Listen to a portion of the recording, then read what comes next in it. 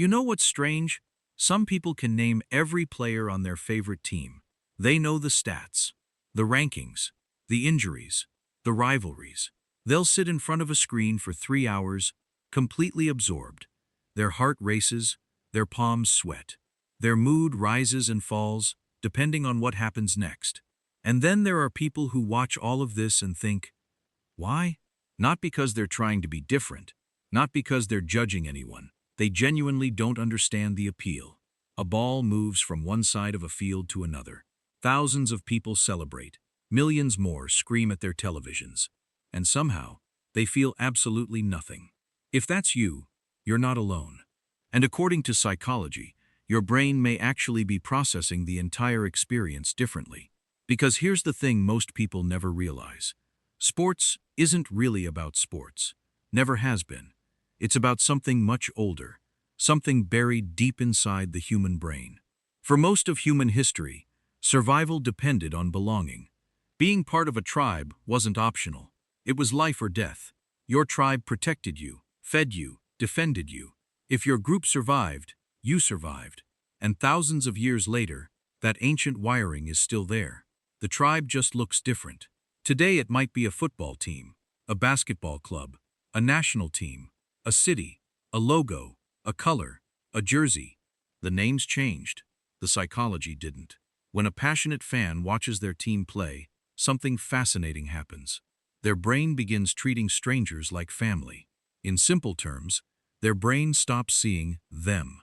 It starts seeing us.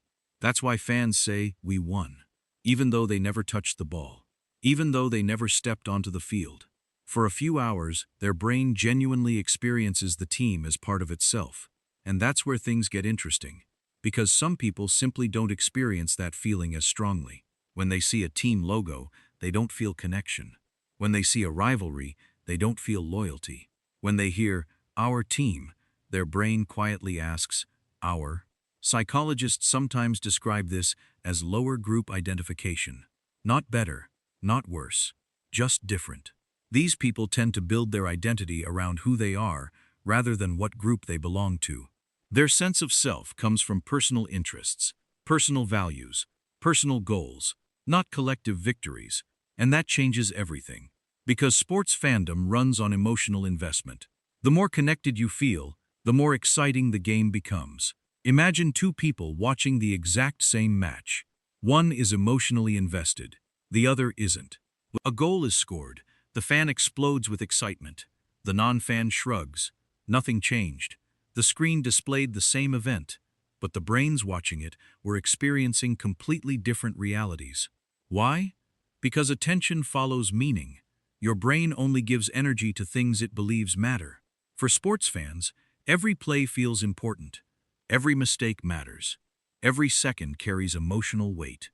For someone who doesn't care about sports, it's just movement. And movement without meaning is difficult for the brain to stay engaged with. But there may be another reason, a deeper one. Many sports fans are addicted to anticipation. Not consciously, biologically. Think about the feeling of opening a gift, or waiting for exam results, or hearing your phone buzz when you're expecting good news. That feeling isn't happiness, it's anticipation. And anticipation triggers dopamine, the brain chemical associated with motivation and reward. Sports creates an endless stream of anticipation. Will they score? Will they miss? Will they come back? Will they choke? Will they win? Every few seconds the brain gets another possibility, another uncertainty, another tiny emotional gamble. And the brain loves uncertainty. In fact, psychologists have discovered that unpredictable rewards are often more exciting than guaranteed rewards. It's why slot machines are so addictive. It's why people refresh their phones repeatedly. It's why cliffhangers work. The uncertainty keeps the reward system engaged. Sports is built entirely on uncertainty, and some brains respond to that more strongly than others. For certain people, a close game feels thrilling. For others, it feels exhausting, or boring, or pointless. Not because they're broken, because their reward system is looking for stimulation somewhere else. And that's something many sports fans don't understand. People who don't care about sports are usually not less passionate. They're passionate about different things. A sports fan might spend 3 hours watching a game. A non-fan might spend 3 hours reading history. Building something, learning a skill, writing, creating music, exploring an idea, walking through nature, having a deep conversation. Both are chasing engagement. Both are chasing meaning. Both are chasing emotional reward. They're simply finding it in different places.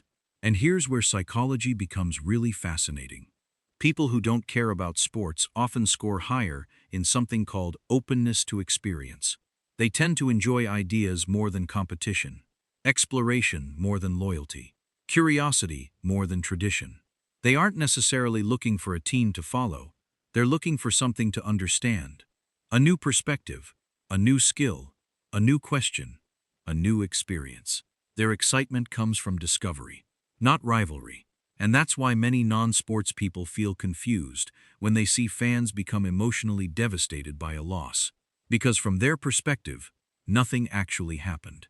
Nobody they know was hurt. Their life remains exactly the same. The rent is still due. The dishes still need washing. Tomorrow still arrives. The emotional reaction feels disconnected from reality. But to the fan, it isn't disconnected at all. Because emotionally, they were part of the story. And stories are powerful. Humans don't just need food and shelter. We need narrative. We need meaning. We need something that makes us feel connected to a larger journey. Sports provides that for millions of people. Heroes, villains, underdogs, comebacks, dynasties, redemption, drama. It's basically mythology in real time. The difference is that some people find those stories on a field. Others find them somewhere else. In books, in science, in art, in business, in relationships, in their own lives. Neither approach is wrong. They're simply different paths toward the same destination. Meaning, connection, purpose. And maybe that's the most important thing to understand. If you've never cared about sports, you're not missing some secret part of being human. Your brain isn't defective. Your personality isn't incomplete. Your emotional energy is simply invested elsewhere. Because every person is a fan of something. The real question isn't whether you care. The real question is, what captures your attention so completely that the rest of the world disappears? For some people, it's a championship game. For others, it's an idea, a dream, a project, a passion. And maybe that's the game you've been playing all along.